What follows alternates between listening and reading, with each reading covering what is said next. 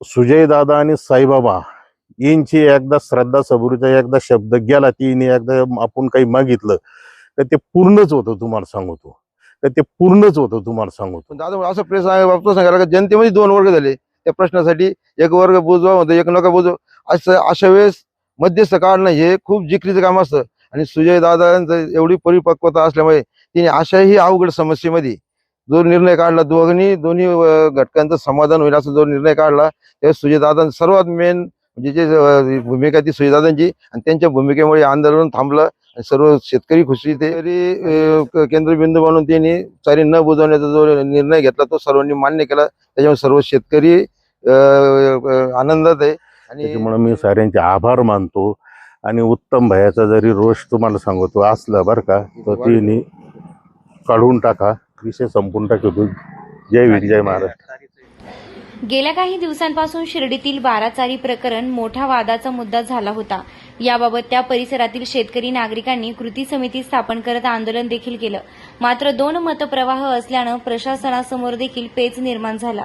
अखेर हा वाद युवा नेते डॉक्टर सुजय विखे पाटील यांच्याकडे गेला असता त्यांनी देखील तत्परतेनं पानमळा परिसरात येत दोन्ही बाजूंची भूमिका ऐकून घेत निर्णय दिला असून आता बाराचारी ही 18 मीटर रिंग रोड ते ॲपल साई चौक पर्यंत पूर्णपणे बंदिस्त करत त्यात वॉटर हार्वेस्टिंगचा प्रयोग नगर परिषदेच्या वतीनं करण्यात येणार आहे.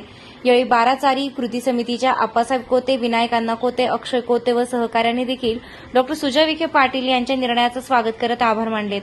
तर दुसऱ्या गटानं देखील निर्णयाचं स्वागत करत आम्ही कधी चारी बंदिस्त करण्याच्या विरोधात नव्हतो, आंदोलन उपोषण आम्हीही करू शकलो असतो, मात्र आम्हाला डॉक्टर सुजय विखे पाटील यांच्यावर पूर्ण विश्वास असून विखे पाटील परिवार नेहमी विकासात्मक दृष्टिकोन ठेवून योजना आखत असल्यानं ते जो काही निर्णय घेतील तो आम्हाला कायम मान्य राहील असं उत्तम भैया कोते व त्यांच्या सहकाऱ्यांनी साई न्यूजशी बोलताना सांगितलंय.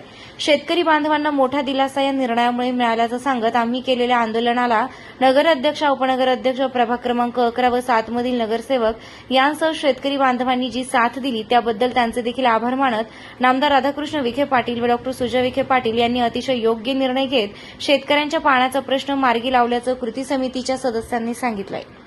चारी नंबर 12 विषय 2 महिन्यापासून एक आम्ही कृती समिती त्या नगरपालिकेने जे प्रस्तावित काम केलं होतं का नळ्या टाकून चारी बुजवणे, त्या कामाला सर्व परिसरातील शेतकरी आणि उपनगरातले रहिवासी यांचा सर्वांचा विरोध असल्यामुळे त्याच्यासाठी आम्हाला आंदोलन करावं लागलं.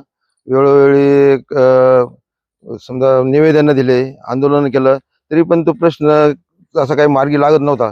त्याच्यामुळे आम्ही तो विषय आता सुजयदादांकडे गेल्याशिवाय तो मार्गी लागणार याची आमच्या सगळ्यांची भावना झाली. त्यानुसार पूर्ण सगळे आंदोलन झाल्यानंतर आम्ही सुजयदादांनी आम्हाला वेळ पण दिला.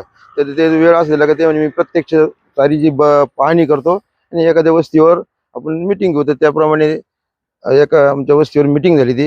आणि त्या मिटिंगमध्ये सुजयदादांनी आमचं सर्वांचं म्हणणं ऐकून घेऊन जो त्यांनी तोडगा काढला का चारी न बुजवण्याचा शेतकऱ्यांच्या बाजूने त्यांनी सर्वात प्राधान्य शेतकऱ्यांना दिला. शेतकरी केंद्रबिंदू म्हणून त्यांनी चारी न बुजवण्याचा जो निर्णय घेतला तो सर्वांनी मान्य केला. त्याच्यामुळे सर्व शेतकरी आनंदात आहे आणि जे उपनगरातील रहिवासी ते पण आनंदी आहे. आता तो प्रश्न थोडासा, या प्रश्नासाठी आम्ही जसं एक वर्ग असा होता का म्हणजे बहुसंख्येने 90% वर्ग असा होता का चारी ही ओपन राहिली पाहिजे.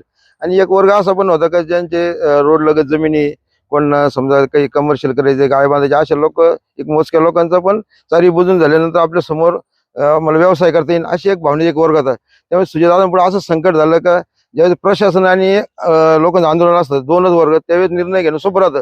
पण दादा असं प्रेस बाबतो सांगायला का जनतेमध्ये दोन वर्ग झाले त्या प्रश्नासाठी. एक वर्ग बुजवा म्हणतो, एक नका बुजवा. अशा वेळेस मध्यस्थ काढणं हे खूप जिकरीचं काम असतं.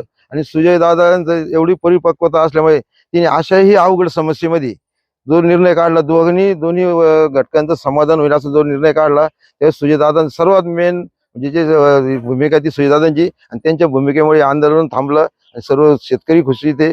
आणि याच्यामध्ये दादांबरोबर आपले प्रभागातले प्रभाग नंबर 11 आणि प्रभाग नंबर 7 मधले 2 आणि या प्रभागातले 3 असे 5 नगरसेवकांचं सुरुवातीला त्यांची भूमिका होती. त्यांना आता पहिल्या भूमिकेत त्यांना असं वाटत होतं का प्रशासनाबरोबर राहावं का लोकांबरोबर राहावं. पण त्यांनी ज्यावेळेस प्रश्न जो इतका महत्वाचा त्यांना वाटला ते 5 नगरसेवक त्यांच्या नंतरच्या भूमिकेमध्ये आमच्या आंदोलकांबरोबर राहिले. त्या 5 नगरसेवकांचे सुद्धा आम्ही खूप आभारी आहे. त्याच्यानंतर उशिरा का होईना सीओ साहेब, उपनगराध्यक्ष, नगराध्यक्ष जयश्री थोरात यांनी पण आमचा मुद्दा त्यांच्या समजून घेतला. त्यांनी पण आम्हाला सपोर्ट केला. त्यांचेही पण दादांबरोबर त्यांचे पण आम्ही आभार मानतो आणि आम्ही सर्वच त्याच्यात समाधानी आहे. आता त्या दिवशी दादांनी जो तोडगा काढला त्यावर सगळेच शेतकरी आणि रहिवासी यांनी आनंद व्यक्त केला आहे. तर दादांनी असं सांगितलं, आता त्या निम्म्या नळ्या पडल्या होत्या तिथं शेळक्यांच्या बागांपर्यंत. तर दादांचं असं म्हणणं आलं का आता ही नुकसान नको व्हायला, तर आपण ही जय मल्हार हॉटेल ह्या तो जो चौक आहे ऍपल साईपासून जो रोड येतो त्या चौकापर्यंत नळ्या टाकून रस्ता करण्याचा दादांनी निर्देश दिले. आणि त्याच्यात पण नगर परिषदेचा जो पहिल्यापासून जी योजना होती, ती नगर परिषद आम्हाला सांगत होती की आपण ते वॉटर हार्वेस्टिंग साठी ते पीट होल घेऊ.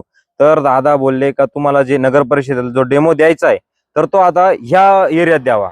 मग तो डेमो दिल्यानंतर त्याचं मापन नगर परिषदेने करावा. ते कसं करायचं, काय करायचं, हा नगर परिषदेचा प्रश्न आहे.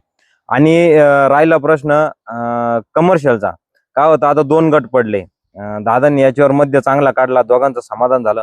पण दादांनी बोलताना असं सांगितलं का काही लोक ज्यांचे चारीलगत क्षेत्र आहे तर जाण्याला फक्त 10 ते 15 फूट पूल पुरेसा असतो त्यांच्या क्षेत्रामध्ये. पण काही लोक पूर्णच त्यांच्या क्षेत्राजवळ जेवढा फ्रंट आहे चारीचा तो पूर्ण बुजवता.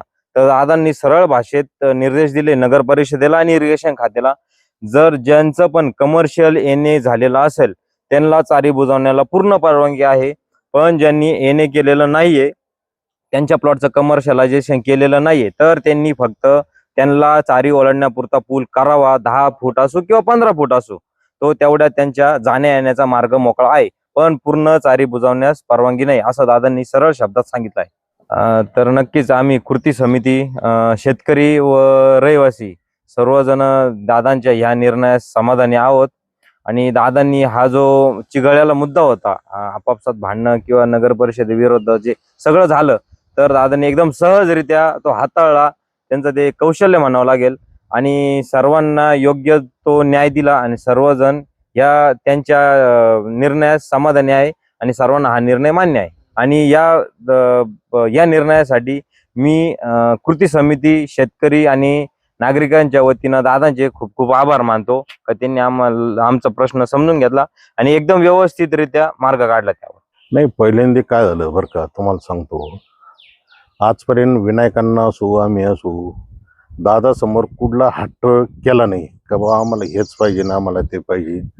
काही प्रामाणिकपणे आम्ही 30-40 वर्षापासून त्यांचे कार्यकर्ते. मी असन, विनायकांना असतील, दिगुणांना असतील, प्रतापराव जगताप असतील, अनेक लोक जवळजवळ त्यांचे 15-20 लोक, प्रमोद गोंडकर असतील, कैलास बापू असतील, आम्ही प्रामाणिकपणे त्यांचे कार्यकर्ते. विषय असा झाला, हे चारीचा प्रश्न ज्या वेळेला उद्भवल्यानंतर 2017 सालापासून जो चारीचा प्रश्न चालू होता, तर 2017 पासून पहिल्यांदा मी त्यांचे एक आभार असं म्हणतो. सुजय दादा, शिवसाहेब, उपनगराध्यक्ष, अध्यक्ष, आपल्या प्रभागातले 3 नगरसेवक, तुम्हाला सांगतो 7 नंबरचे अमित शेळके असतील, गणेश सोनवणे असतील, त्याच्यानंतर तुम्हाला सांगतो कैलास बापू असतील, यांचे पहिल्यांदा मी आभार मानतो. आणि सुजय दादा आणि साईबाबा यांची एकदा श्रद्धा सबुरीचा एकदा शब्द गेला, तिने एकदा आपण काही मागितलं तर ते पूर्णच होतं, तुम्हाला सांगतो. आणि ह्या कृती समितीच्या याच्यात तुम्हाला सांगतो, आमचा तिघाचा म्हणजे मी असन, डिगुनाना कोते असतील, विनायकांना असतील, हे पोरं लढत होते. कृती समितीचा आमचा कुठला संबंध नव्हता. पण हे पोरांनी सांगितलं का आमच्यावर खूप प्रेशर आहे, खूप हे, आम्हाला फार त्या नगरपालिकेत गेलं येडेवाकडे वागणूक, आम्ही तुम्हाला जनावरांना पाणी देणार नाही, काय देणार नाही, अशी बरेच चर्चा चालू होती. नाविलाजाने समजा अण्णाला, मला, डिगुणानाला उतरावं लागलं. पण तुम्ही आमच्या मागे आहे. आम्ही कैलास बापूकडे गेलो, कैलास बापू आमच्या पाठीमागे राहिले. नंतर अभयराजेंनी भूमिका समजून घेतली. अभयराजेंच्या नंतर लक्षात आल्यामुळं का बा त्यांनी सुद्धा दुरुस्ती केली. दुरुस्ती करून अभयराजे सुद्धा आमच्या संघ आले, नगरसेवक आमच्या संघ आले. याच्यात कुठला वाद नाही, काय नाही. आणि जो तोडगा निघला, व्यवस्थित निघला. आमचं जे चालू होतं का 80-85 इकडं विहिरी आहे, 550 बोर आहे, हे बोरचं पाणी गेलं तर आपलं इकडलं वाटोळ होईल, ही आमची तळमळ चालू होती. आणि आज तुम्हाला सांगतो इथं भागवत दादाच्या इथं क्रिकेट काहीतरी ग्राउंड आहे, साईनाथच्या तिथं काहीतरी ग्राउंड आहे. काही हिरवळीला काय लागतं? पाणी लागतं. ह्या क्रिकेट ग्राउंडला पाणी असलं तरी ना, आज तुम्ही तिथलं स्टेडियम बघा, स्टेडियम सारखं झालं का सारे लोकेशन चायला काय सारे खेळता, काही एकदम नंदनवन झालं का चायला भाग खरोखर चांगला आहे.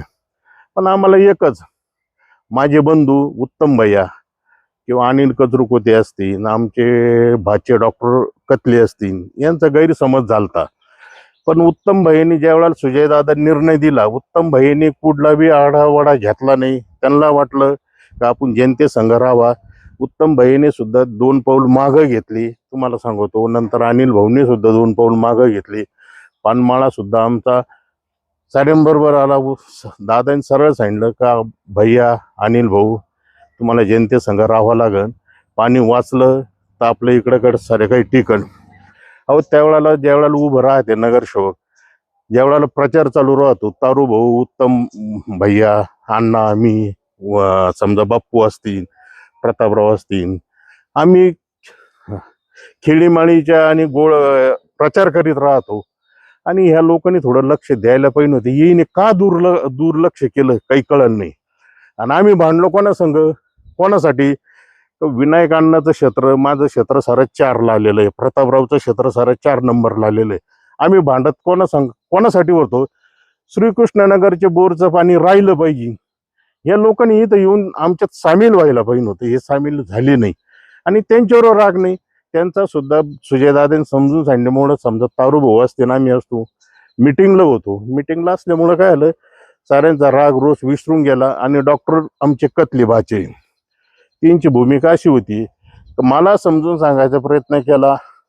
आमचे उत्तम भैया बंधू त्यांना समजून सांगायचा प्रयत्न केला की मामा हे कुठेतरी वाद मिटवा, आपल्याकडे पाणी राहिलं पाहिजे आणि रस्ता झाला पाहिजे. आमचा काय रोष कोणावर नाही.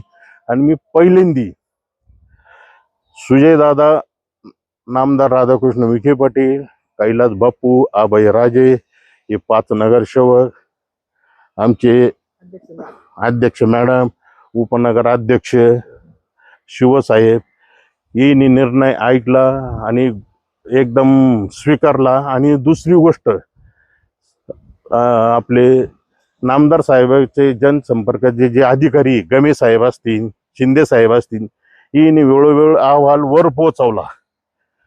त्यांचे सुद्धा आभार मानले पाहिजे. त्यांनी जर वर अहवाल जर नसता दिला तर सुजयदादाची मिटिंग त्यांनी लावली नसती. मीडियाचे सुद्धा आभार मानतो आम्ही, वेळोवेळ येऊन तुम्ही आमचा आवाज म्हणजे उठवला, जनतेपर्यंत पोहोचवला, तुम्ही दादापर्यंत पोहोचवला. त्या आंदोलनात जे वेश आला आम्हाला, तुम्हाला सांगतो, हे मीडियामुळे असतील. प्रशांत अग्रवाल साहेब, तुम्ही सुद्धा वेळोवेळ पोहोचवलं. सर्व जर पत्रकार आले त्याचे आभार मानतो. आणि ह्या मीडियाने आम्हाला सर्वांनी सहकार्य केलं. त्यामुळे पत्रकार असतील, सर्व मीडिया असतील, प्रिंट मीडिया असेल, त्याच्यामुळे मी साऱ्यांचे आभार मानतो.